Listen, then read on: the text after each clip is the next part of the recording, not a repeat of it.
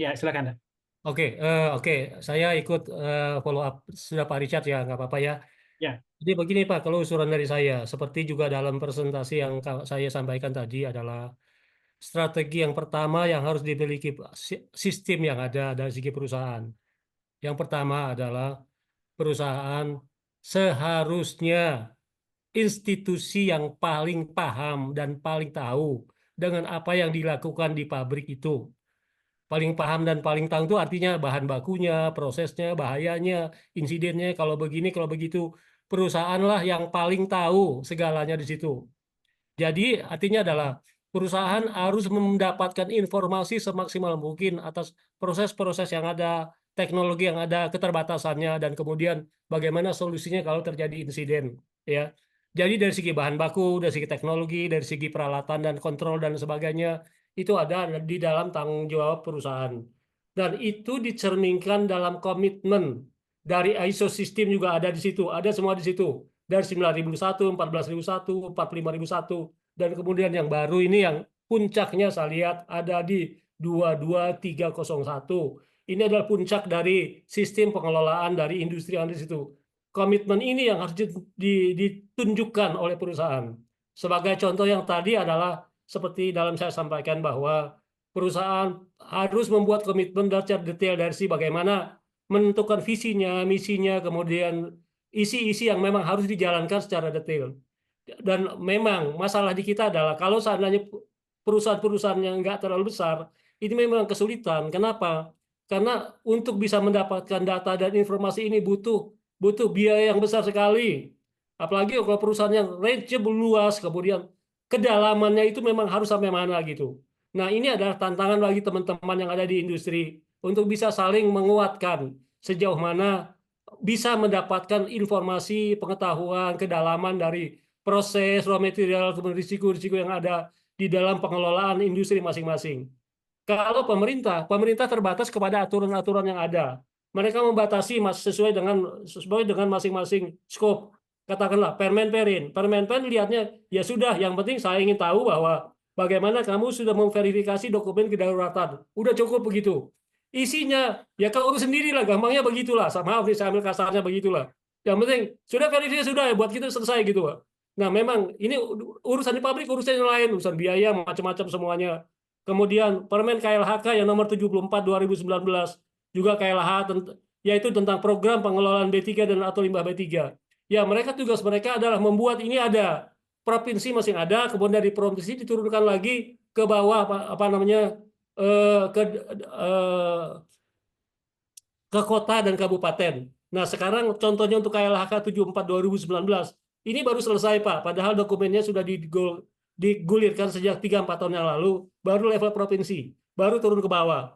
Kemudian dari SDM nomor 32 tahun 2021 tentang inspeksi teknis dan keselamatan instalasi. Yang paling tahu siapa? Ya industri. Berapa lama peralatan-peralatan ini memang ada di situ. Persoalannya adalah sekarang banyak pabrik-pabrik yang sudah di atas 20-25 tahun. Ini kritikal. Contohnya seperti kasus-kasus yang terjadi ke Chandra Asri tanggal 20 Januari yang lalu, itu adalah faktor seperti ini. Bagaimana ada yang masih ketinggalan di situ. Ketinggalan dalam arti tidak sepenuhnya diatasi. Kenapa? Karena yang harus tahu adalah orang yang di pabrik itu. Bagaimana kondisinya. Saya kebetulan ngelihat dokumen foto-fotonya. Ya, saya bisa geleng-geleng kepala aja lah. Tapi saya nggak bisa ngomong banyak-banyak, Pak.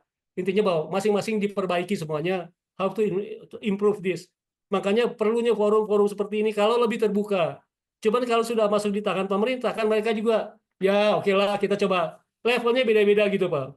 Nah, sebetulnya apa namanya optimalisasi dari upaya ini adalah pada lembaga-lembaga yang seperti Inkra ini. Bagaimana Inkra bisa menggerakkan, katakanlah, mengajak semua, katakanlah level-level manajer, supervisor manager, dan kemudian apalagi GM bisa ikut masuk ke dalam konteks ini.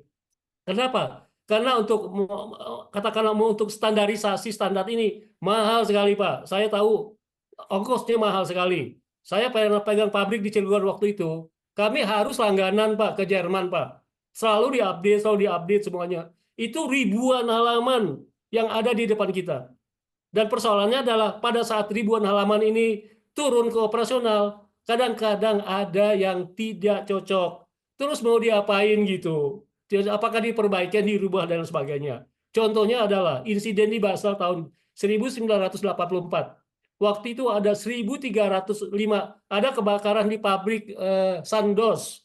Sandoz di Basel. Basel itu di Switzerland. Tempatnya tinggi Pak, Switzerland Pak. Dari Basel ini ada aliran sungai namanya aliran Rhine.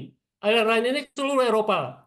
Nah, pada waktu terjadi kebakaran di Basel, orang yang apa namanya pemadam api kan tinggal semprot aja tugas dia aja nyemprot ya sudah selesai gitu, disemprotilah pabrik Sandoz ini, semprotin semuanya. Apa yang terjadi, gudang-gudang yang mengandung chemical lah ke bawah Pak, itu ada 1.350 ton bahan untuk pestisida ke bawah ke Sungai Rhine dari Sandoz waktu itu. Kebetulan Sandoz adalah kepalanya dari Clariant. Dulu Clariant di atasnya Sandoz. Sandoz tutup muncul Clariant gitu. Jadi orang merasakan bagaimana susahnya menghadapi ini. Sesudah itu apa yang terjadi, Pak? Maka Eropa cepat bergerak, Pak. Langsung membuat suatu apa namanya aturan. Kalau punya pabrik kimia, maka aturannya adalah pabrik itu kalau ada kebakaran dan semprotan air yang ada di situ harus masuk ke dalam seperti cawan, Pak. Seperti cawan, cawan bakso gitu. Jadi air yang disemprotkan itu harus cukup di situ, harus cukup. Ngaturnya gimana? Kecilin pabriknya atau taruh di tempat lain. Yang penting itulah keterbatasannya. Ini contoh-contohnya banyak yang diaplikasikan. Kenapa saya tahu detail? Karena pada saat kami bangun pabrik di Cilegon tahun 1996 ini diaplikasikan di dalam pabrik kami, Pak. Ya, bagaimana kalau terjadi insiden begini, kalau begitu, begini, begitu, itu kami terapkan dengan risiko-risiko cost-nya memang agak tinggi. Tapi kemudian kalau kita menjalankan implementasi berikutnya, boleh dibilang sebetulnya sih kalau udah investment sudah masuk masuk semua Pak, selesai semua kalau kita jalankan semuanya. Itu tidak hanya pabrik saja, termasuk pergudangan bahan baku itu. Kami pun membuat sistem seperti itu di mana kalau ada penyemprotan airnya ada di situ, nggak pergi kemana-mana Pak. Ya itu yang diterapkan. Tapi cost relatif relatif high cost Pak, apa namanya tinggi costnya lah. Nah ini harus dibayar dengan efisiensi dari operasional. Dari apa? Dari produknya, kualitasnya, kemudian bagaimana bisa lebih dioptimalkan dan kemudian bergerak ke kalau sudah jalan lancar, ya boleh dibilang praktis sih, ya nyaman lah jalanin pabrik Pak, nggak perlu takut Pak. Terima kasih Pak. Baik, terima kasih Chief Utun yang sudah menjelaskan dengan sangat detail. Mudah-mudahan menjawab pertanyaan tiga teman-teman tadi ya. Eh, Mungkin perlu sedikit komen dari Chief Roy terkait dengan pertanyaan mahasiswa tadi. Apa peran mahasiswa dalam menyelesaikan masalah ini? Atau mungkin juga apa selain peran juga sebenarnya apa peluang buat mahasiswa di eh, apa yang kita bicarakan sore ini? Silakan Chief Roy. Baik, terima kasih Chefanya pertanyaannya. Sebenarnya makasih Chief Utun, Chief Richard yang luar biasa ya memberikan enrichment ke kita. Peran mahasiswa sebenarnya banyak sekali. Contoh yang disampaikan oleh Chief Utun, Untirta sudah punya program khusus untuk kebencanaan. Itulah sebenarnya jawaban-jawaban yang kita inginkan sebagai praktisi SMKU, Pak. Karena teman-teman di Inkra ini kadang-kadang jadinya itu learning by doing, Pak Utun. Jadi kursus-kursus dari sisi akademis itu kita tidak di-develop untuk menghadapi suatu yang sifatnya kompleks, gitu ya. Sehingga yang tadi disampaikan Sevanya itu betul. Jadi yang kita inginkan dari Trisakti adalah mungkin ada kerjasama, bikin riset. Contohnya teman-teman Sevanya ini Pak Yuli ini adalah dari FTSP, dari sipil. Sipil kontribusi terhadap kebencanaan besar sekali. Di situ teman-teman itu menghitung struktur, menghitung namanya material, menghitung namanya beban bangunan yang notabene terhadap apa yang disampaikan Chief Richard dan Chief Utun, yaitu kaitannya dengan surrounding impact atau katakanlah apa yang sudah terjadi di sekeliling kita. Tadi disampaikan oleh Chief Richard untuk kasus Palu, likuidifikasi. Kita bisa nggak membuka Jakarta ini potensi likuidifikasinya bisa nggak? Nah ini kan dari teman-teman ahli tanah, yang dari kalau teman-teman sipil ya dari ahli bangunan. Artinya mahasiswa bisa membuat riset sebanyak mungkin mengenai kebencanaan. Karena Indonesia itu sangat kompleks dengan ancaman kebencanaan. Kemudian kalau dari sisi FTSP-nya, ya teman-teman juga bisa mengembangkan material tahan bencana dan sebagainya. Ini menjadi bahkan bisa menjadi hak royalti ya, Stefanya ya. Seperti salah satu dosennya Stefanya ini Pak Chief Yuli, itu Bu Lisa itu punya royalti di Prancis malah. Nah, itu untuk masuk ke Indonesia itu perlu riset lagi. Nah, ini kan menjadi challenge kepada teman-teman mahasiswa untuk memberikan solusi sekaligus membuka lapangan pekerjaan dan kalian juga bisa dapat benefit dari riset-riset kebencanaan tersebut yang kaitannya dengan keahlian kalian. Mungkin itu Pak Chief Yuli, tambahan dari saya. Terima Baik, kasih. terima kasih Chief Wai. Semoga makin jelas ya teman-teman mahasiswa. Ada 10 mahasiswa dari Trisakti yang bergabung bersama kita pada sore ini. Mudah-mudahan teman-teman mendengar dan nanti jadi bahan diskusi di internal mahasiswa tentang bagaimana dari sisi teknik sipil, dari sisi perkuliahan apapun, berperan dalam membangun Indonesia yang lebih kuat gitu, terhadap bencana gitu. Apakah dari sisi bangunannya yang lebih kuat dan seterusnya, termasuk bagaimana menyikapi ancaman-ancaman dari sumber bencana yang sangat banyak yang ada di Indonesia. Baik, terima kasih untuk penanya sesi pertama 3 orang. Penanya sesi kedua ada 2 orang yang sudah raise hand dan kami masih beri kesempatan kalau ada yang tambahan nanti yang bertanya. Kepada kesempatan pertama ada Bapak Afni Syukur dari Eber. Kemudian kedua Bapak Randy Wijaya, Agus Randy Wijaya. Kepada Pak Afnani dipersilakan. Terima kasih Pak Yuliasman.